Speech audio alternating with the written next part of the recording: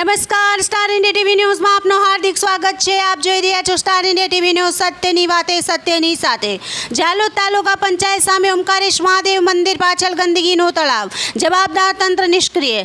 ઝાલોદ તાલુકા પંચાયત સામે ઓમકારેશ્વર મંદિર આવેલ છે। આ મંદિરની આગળ શાકભાજીનું માર્કેટ છે અને મંદિરની અંદર જૂના તાલુકા પંચાયતના ક્વાર્ટર આવેલ છે। આ બંધ પડેલ તાલુકા પંચાયત રહેણાંક મકાનમાં હાલ કોઈ રહેતું નથી અને જૂના અને ખંડેર હાલતના રહેણાંક હોવાથી અહીં કોઈ રહેતું નથી, જેથી આ ખુલ્લી જગ્યાનો ઉપયોગ પાર્કિંગ કે હાથ લારી પથારાવાળા લોકો કરે છે।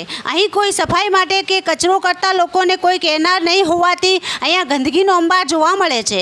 હાલ નગરમાં ચોમાસાનો માહોલ જામેલ જોવા મળે છે, જેથી જણાવ્યાના અભાવે જૂના અને ખંડેર હાલતમાં જોવા મળતી આ જગ્યામાં વરસાદી પાણી ભરાઈ ગયેલ જોવા મળી રહેલ છે।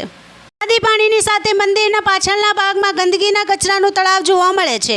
અહીંયા આટલી બધી ગંદકી પ્રત્યે આ જગ્યાનું જવાબદાર તંત્રે જવાબદાર કેમ?